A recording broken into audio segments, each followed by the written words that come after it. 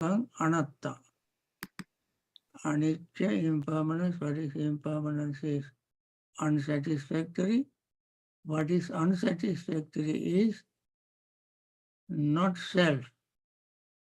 Not self, no self, non-self, I think synonymous. They don't seem to have any big difference in my view. No self, non-self, not self are the same. That means there is no self, that no there is nothing to represent the word self. It is mere concept. And therefore, whatever word we use, it simply means that there is no self. One may say, in our daily conversation, we use the word self, myself, yourself, herself, and so forth. That is a reflexive pronoun. It refers to itself, pen itself, book itself, and so forth. It doesn't mean that there is a self that controls anything. And therefore, the word self, no self, non-self, not self, we can use. I mean, that's a reality. But in a conversation, we use the word myself, yourself, and so forth. Self-mortification, self-indulgence, and so forth. In these places, we use the word self. It doesn't mean that it refers to a soul or permanent, eternal something. Okay? Thank you, Bhante. The next question is, dear Bhante, my son asked if everyone came into being at the beginning in equal condition. Is everything dependent on karma or on luck too? And if there are parallel universes and multiverses. So the first question is, does everybody come into being in equal condition, or does everything depend on karma or on luck? That's the first part. Then again, if we say that everything is karma, then we fall into fatalism. That means we cannot change anything. There are certain karmas which ends when its function is over. For instance,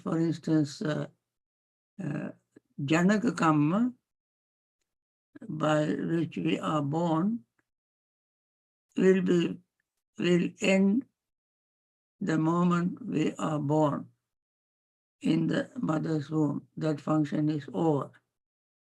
And then we grow in the mother's womb, and then after that our senses grow, mature, then we start committing karma. And however, there are certain other karmas, upapilaka, upaghataka. Upapilaka means karmas that can hurt our growth, making us sick and so forth. Upaghataka means destroying our life. Other than that, the karma we commit every day in our through our intentional thoughts, words, and deeds. Even sickness, some people say when they fall sick, they think it is due to their Kamma. That is not so. According to the Buddha, only one of the causes is Kamma. There are, in Girimananda Sutta, there are more than 40 kinds of diseases. I mean, in today, maybe many more. All of them are not due to Kamma. Only one of them is Kamma. We cannot say this particular one, but one out of all this is due to Kamma. And Kamma is not fatalism because we can change the Kamma. Somebody who is born in a very poor situations, then the person with good education, Kalyanamitra, associating good parents, guidance from the parents, and practice Dhamma, meditation, and so forth, the person can improve. And all these steps are his present Kamma that he does. That means leading up to attainment or liberation, where all the Kammas come to an end. And I mentioned in my talk in the past, there are unwholesome Kammas, wholesome Kammas, both unwholesome and wholesome mixed Kammas, and Kamma that destroy Kamma. Kamma that destroy Kamma is called Noble Eightfold Path. When you practice Noble Eightfold Path, very sincerely, exactly as they are given, then each step of the practice of Noble Eightfold Path, we reduce, minimize, and Kamma. Eventually, when all the Kammas are ended, finished, then there is no more Kamma we commit. However, previous karmic consequences, previous karmic results will still continue until we die, even after an Arahant. Like you all remember, Moggallana had to face the consequences of his own previous karma. And there were many such incidents where even enlightened persons, even the Buddha had the occasional headache, stomach ache, and so forth. These are the residual of karmic consequence. But in that life, they do not commit karma because the cause that commit karma would be completely ended. That is the cause that commit karma is ignorance, desire. Once we have destroyed all of them, all the karmas will be destroyed and no more karma can such a person commit. Okay. Thank you, Bhante. Yeah. I don't see a question in the chat, but I'd like to ask you, in your many years of experience of teaching Dhamma, what is the biggest mistake in mindfulness that you've seen people doing and how to remedy it? What is the biggest mistake I have committed? No. In your many years of teaching, what is the biggest mistake that you have seen people doing when they try to practice mindfulness? Okay. Like, and how to remedy that? What's the biggest mistake you've seen people doing? Biggest mistake is that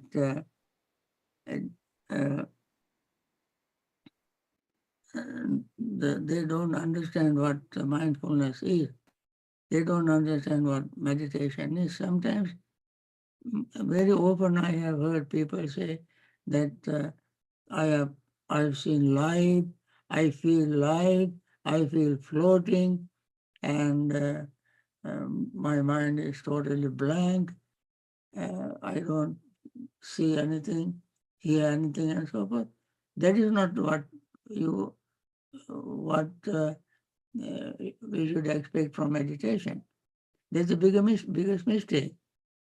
In meditation, you are fully alert, awake, mindful, and see every tiny little thing that happens to you. Every tiny little thing is changing, never stopping.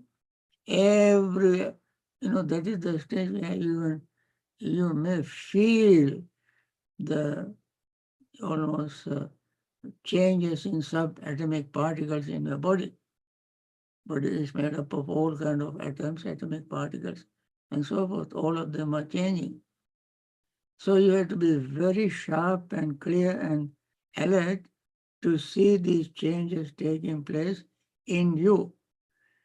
If you do not see that, then you simply become like a rock or vegetable and uh, not seeing anything, not hearing anything, and so on. That is not meditation or mindfulness. However, there is a stage when you practice samatha meditation, you attain jhanas, first, second, third, fourth, and this is called Ditta Dhamma Sukha Vihara jhana, and other four are called Santa Vimukha, uh, the infinite space, consciousness of infinite space, and perception, infinite perception, nothingness, neither perception nor non-perception. These are called Santa Vimukkhas.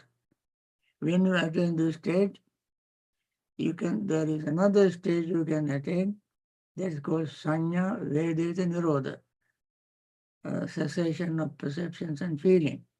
That is the stage you don't feel, hear anything. But still, your mind is not dead. You are still uh, alert, awake, and you are totally absorbed in that state. Until that is samatha practice. In vipassana practice, you see impermanence, unsatisfactoriness, and selflessness in your body, feeling, perception, thought, and consciousness, and you experience everything is, without any exception, is constantly changing. Any minutest thing in your body is changing. That way helps you to overcome greed, hatred, and delusion, to overcome your notion of permanence, notion of all pleasures, and notion of permanent self. And that is the way to attain full enlightenment. So, without understanding these two ways, simply staying in deep sleepy state, I should say, and you say you had good meditation, that is the biggest mistake they make. Thank you, Bhante. Okay? There's a question about defilements that we see in our mind. I think the question is asking, if we say that nothing is mine, then what about the defilements in the mind? Are the defilements also not mine? Sure. Defilements also dependently arising. For instance, ignorance is not yours. Ignorance is that very natural state of mind, and due to ignorance, we commit all kind of karmas, wholesome, unwholesome, and neutral. So that is not yours. Personally, you cannot say this is my ignorance, this is my volition. In ultimate sense, they are not yours. But in mundane sense, in conventional sense, we have to use the word I, he, she, my mind, my ignorance, my thought, my feeling, and so forth we have to use. These are conventional usage. But in ultimate sense, in reality, you cannot say, this good thought is mine, this saddha is mine, this wisdom is mine, and so forth. In ultimate sense, you cannot say such and such is mine. They all are conditionally arising. Whatever conditionally arising is subject to change, impermanent. So, if you say my such and such, you assume that there is a person or soul or self.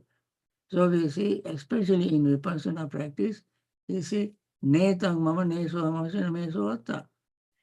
This is not mine. This is not mine. When you say this is not mine, wholesome, unwholesome are also not mine.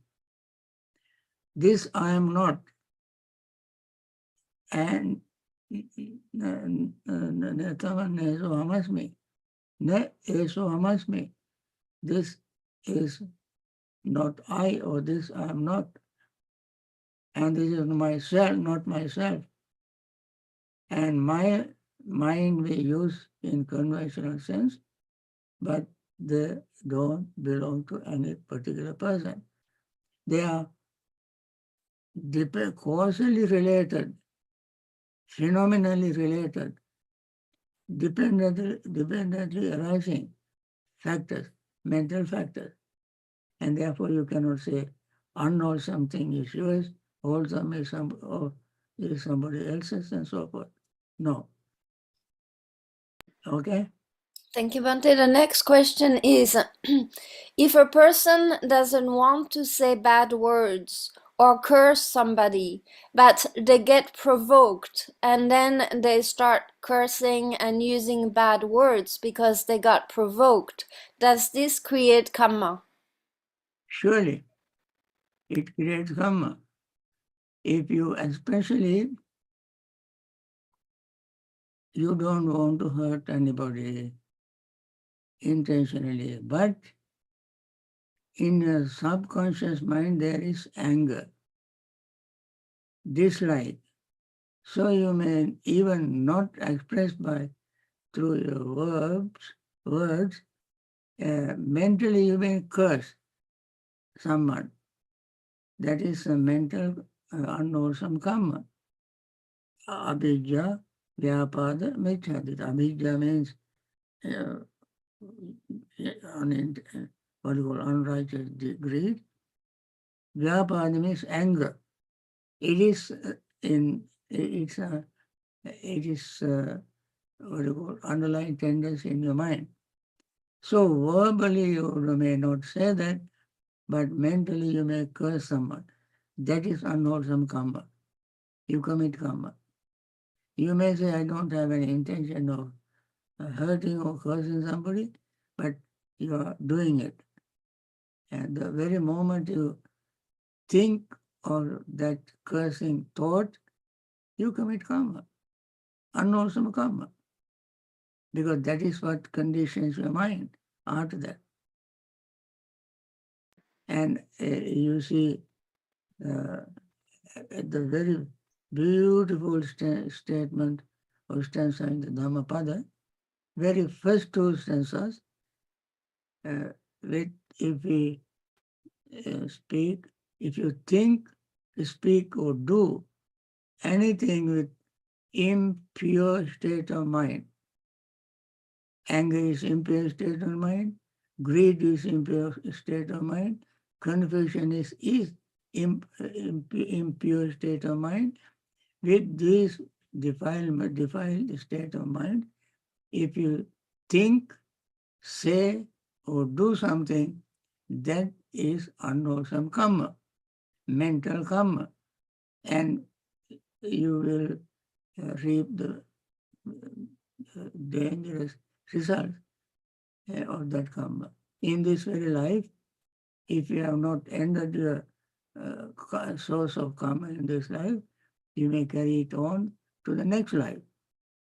So, carrying such an the results of such a unwholesome commitment will follow you like your own, like the cart that pulls uh, is pulled by the ox uh, follows him, and the cart that follows the ox that pulls the cart.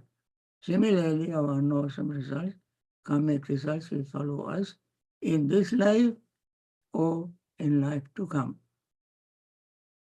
Therefore, yes, even if you don't use the word to curse somebody, your thought is cursing thought, and that affect your mind, mental state. You cannot meditate, you cannot have peaceful state, you cannot sleep well, your body will be, you will be mentally unhappy.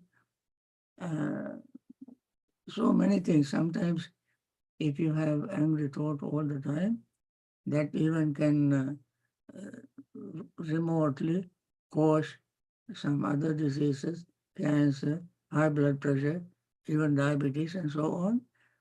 And therefore, all these are the results of unwholesome mental state.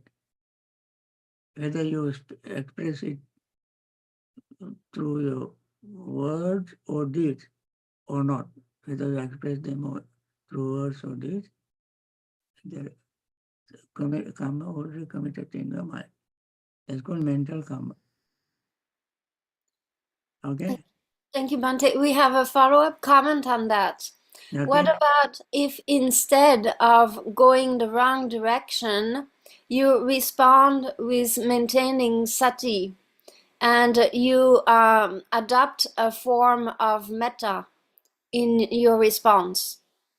Is that the right thing to do? You maintain sati and have an attitude of metta. That is very good. That is true. As soon as you detect, as soon as you become aware of the impure state of mind, you immediately change your mind. Immediately say to yourself, talk to yourself. That is what the Buddha did in Dvedha Vitaka Sutta in Majjhima Nikaya. Dvedha Vitaka Sutta. As soon as you notice anger arises in your mind, immediately see the danger of anger, unwholesomeness of anger, and see the benefit of metta, and then switch on to metta and practice metta. That's a very good way of dealing with that. Just see the, and even Vitaka Sankhara Sutta also Buddha said, when certain unwholesome mental state arises, immediately become aware of it and use wholesome mental state to remove the unwholesome mental state. So it all depends on your way of thinking, especially when you are mindful, you can immediately detect, and this is what is called clear comprehension. Clear comprehension. When you walk, suddenly anger can arise in your mind. Then immediately continue your walking, looking at anger and getting rid of anger. If greed, lust arises while walking, see the danger of that, immediately remove it and practice the thought of letting go, impermanent nature. If it is lustful thought, think of the impurity of this body and then think that they are all impermanent. And so all there are things to do to overcome that particular unwholesome mental state. We can do it from it right away, immediately. Okay? What about having the thought, this is not me? When something like that, thinking it's not me. Right. This is not me. This is not mine. This is not myself. That's good. Okay? Another question. Yeah, this brings up a lot of questions. I'll go through the same topic. If you react angrily because you're stressed and you're too tired without the intention, it's just like an automatic response due to fatigue. Is that unwholesome karma because you don't have the intention to hurt somebody? Yes, suppose you are very, very tired and you don't feel, comfortable. Something happens that irritates you. So you understand this is irritation. I have no intention to execute this irritation against somebody. I let it go. And I don't have any person as object of my irritation. It happens, so let it go. So there is no intention to hurt anybody, but irritation arises. Then we get rid of irritation, right then and there, without letting it grow to a comic state. This is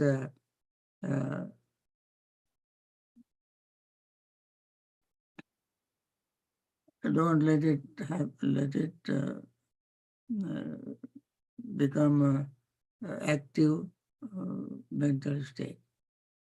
Just irritation. So you don't have any particular person to direct your resentment or anger due to stress or tiredness. You feel some uncomfortable feeling. So let it wait. See, this is impermanent. This will slowly go away. You relax, be silent, and if possible, you focus your mind on your breathing, and then breathe very slowly. Focus your mind on the breath, and then that tiredness may fade away. This stress will reduce, and you will be relaxed, and then irritation will go away.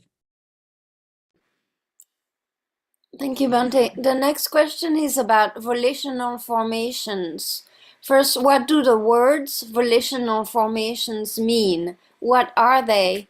Can you give an example of what's volitional formations? Volitional formation simply means thoughts. Thought of greed, hatred, confused delusion, jealousy, fear, anger, rivalry, and these are the thoughts. Fear, what you call shamelessness, fearlessness to do unwholesome things, shamelessness for doing unwholesome things, and stubbornness, and thought of cruelty. All these are thoughts, and thoughts are called volitional formations. Volitional formations in a very technical Dhamma word, Dhamma term. Avidyapacha Sankhara. In Pali word Sankhara. Sankhara means verbal, mental, verbal, and physical. We think and express it through words and through deeds. And therefore, any volition, any thought is called volitional formations because they arise. If some thought arises without your intention, that is not volitional formation. You just let it go. You have no intention. Whatever we do intentionally, that intention is called will. Will. And the The mental state that arises with will is called volitional formations, chetana. Okay, chetana in Pali. A follow-up question is Sankhara, that is volitional formation, can also be wholesome, can't they? For example, dana or listening to Dhamma or meditation. All these are examples of wholesome Sankhara, aren't they? Right, they are wholesome Sankhara. I gave you unwholesome example for unwholesome Sankharas. Normally, both wholesome and unwholesome. That is why I said wholesome Kamma, unwholesome Kamma, imperturbable Kamma. Wholesome Kamma means wholesome Sankhara. Unwholesome Kamma means unwholesome Sankhara. Yeah, you are right. Sankhara has both sides, wholesome and unwholesome, so long as we commit them intentionally. In the dependent origination, both are called Sankharas and both are committed dependent on ignorance. Ignorance. Somebody can ask, well, you commit unwholesome karma dependent on ignorance. How about wholesome karma? Yes, even behind wholesome karma there is ignorance. What is the ignorance? That you have a desire to do wholesome karma by, for instance, generosity is a wholesome karma. Meditation is wholesome karma. Compassion is wholesome karma, and so forth. There are many wholesome actions you do intentionally. But behind them, there is ignorance. What is the ignorance? When you become generous, you think, may I become a healthy human being, rich human being, intelligent human being, healthy, or powerful divine being, and so forth and so on. Your intention is to become somebody better than in this some other people, or have better life than this life, and so on. So long as you have a desire to exist in any form, you have ignorance. What is the ignorance? Any form whatsoever has suffering in it. Any form. And that is why Buddha said, even for a fraction of a second, I do not praise existence. Just like even tiny little, like mustard seed size excrement is not praised by body. It is not appreciated by anybody because it is stinky. Similarly, I do not praise even one small fraction of samsaric existence because it has suffering in it. And the one who does not know the suffering in existence in samsara may wish to be born in a better place and may commit wholesome karma. Wholesome karma. Somebody may meditate, practice metta. May I be born as a divine being, Brahma being, in Brahma realm and so forth, by the power of this meritorious deed. And underneath this thought, this wish is ignorance. Ignorance of suffering. Ignorance is explained in Buddha's terminology. Not knowing the Four Noble Truths is ignorance.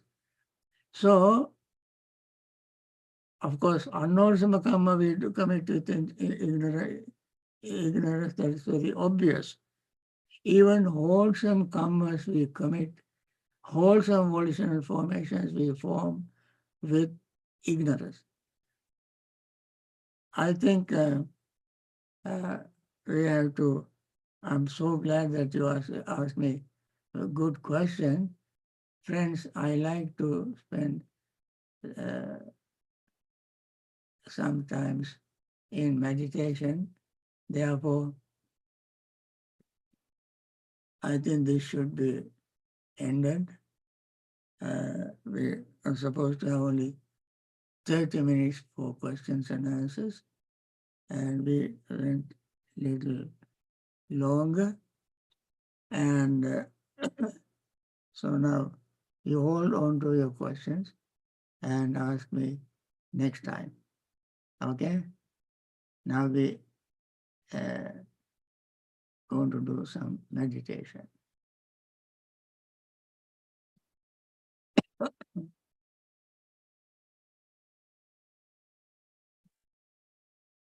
Okay?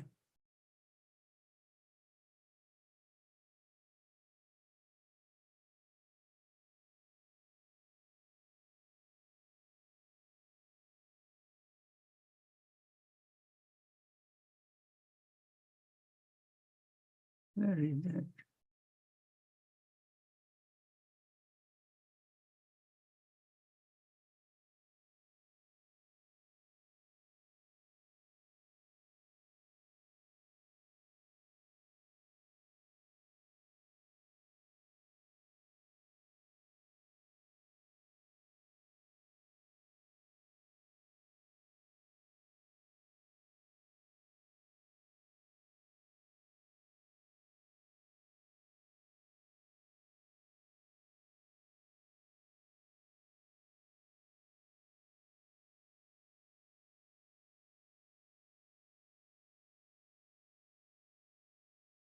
Hmm.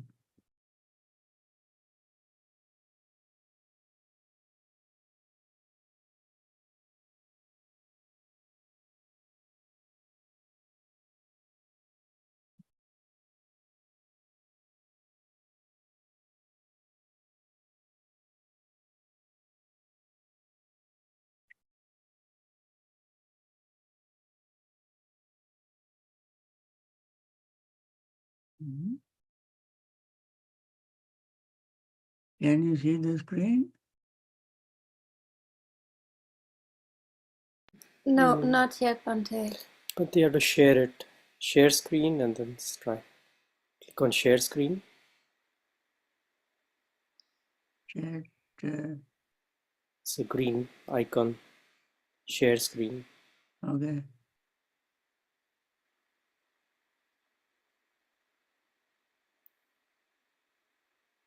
Now can you see? Not yet, Bhante. Sharing is not starting. Let me hold on, Bhante, hold on. I know. Okay. Yeah. Okay. Yes, Yes, we Bhante, can see. we can see it now. Okay.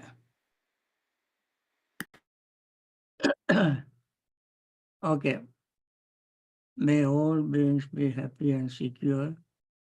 May all beings have happy minds. Whatever living beings there may be, without exception, weak or strong, long, large, medium, short, subtle or gross, visible or invisible, living near or far, born or coming to birth, may all beings have happy minds. Let no one deceive another, nor despise anyone anywhere, neither from anger nor ill will should anyone wish harm to another. As a mother would risk her own life to protect her only child, even so towards all living beings, one should cultivate a boundless heart. One should cultivate for the all world a heart of loving friendliness, above boundless loving friendliness, above, below, and all around, unobstructed, without hatred or resentment, whether standing, walking, sitting, lying down, or never awake. One should develop this mindfulness. This is called divinely dwelling here. Not falling into erroneous views, but virtuous and endowed with vision. Removing desire for sensual pleasures, one comes never again to birth in the womb. Okay, with this metta thought, let us practice meditation. As I mentioned yesterday, Sit in a comfortable posture and breathe deeply and slowly until your lungs are full of air, and breathe all the air out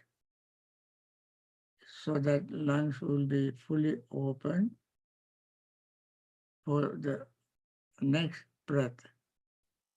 So you can breathe like that slowly, and if your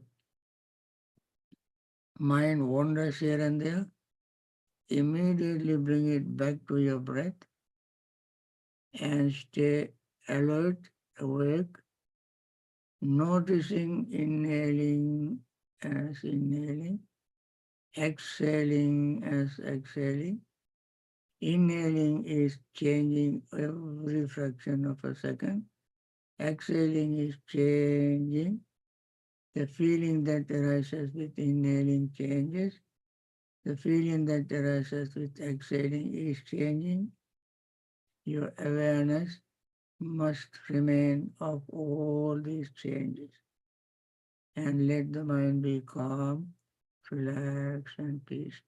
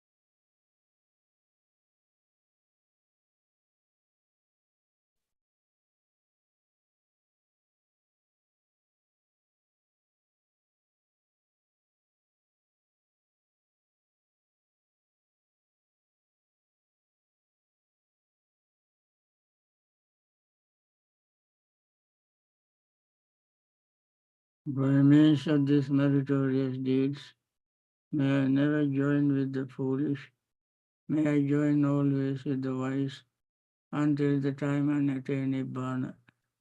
May the suffering be free from suffering, may the fear-struck be free from fear, may the grieving be free from grief, so too may all beings be, from the highest realm of existence to the lowest. May all beings arisen in these realms, with form and without form, with perception and without perception, be released from all suffering and attain to perfect peace. Excellent, excellent, excellent. Friends, with this metta, we end this morning's session as we do every day. May all those who are in hospitals suffering from various diseases taken care of by very compassionate doctors, nurses, and hospital staff. May they recover soon and find time to practice the meditation and liberate themselves from all samsaric suffering. May all the doctors, nurses, hospital staff who are risking their life, sacrificing their comfort to take care of these people, may they also find time, practice Dhamma and meditation, and liberate themselves from samsaric suffering. All those who have lost their loved ones may be free from grief of losing their loved ones, and may they all find time to practice Dhamma and meditation and attain liberation from samsaric suffering. All those who are in various situations, in trouble spots, war zones, poverty-stricken, discriminations, and so forth, may all of them find time to practice Dhamma and liberate themselves from suffering. May all beings in all directions be well, happy, and peaceful. As we repeatedly mention, friends, it is those who practice metta benefit from metta. And therefore, we cultivate these thoughts in our own minds. And each and every one of us who practices this benefits from this practice. And therefore, without any hesitation, the practicing of mindfulness, practicing of Brahma Vihara, 4 sublime states, are very important for our own mental state. You don't worry about other people, but you practice yourself. And I wish you all peace, happiness, and liberation from samsaric suffering. I wish I had more time to talk with you, but our lunchtime, Buddha Puja time is approached, and therefore I have to end this session now, and have a very wonderful day. Thank you, Bhante. Thank Sadhu, you, sadhu. Bhante. Thank you, Bhante. Sadhu, sadhu, sadhu. Sadhu, sadhu. Sadhu, sadhu. It went that way. Thank you, Hello, Bhante. Swaminathan sir. Happy New Year, Swaminathan sir.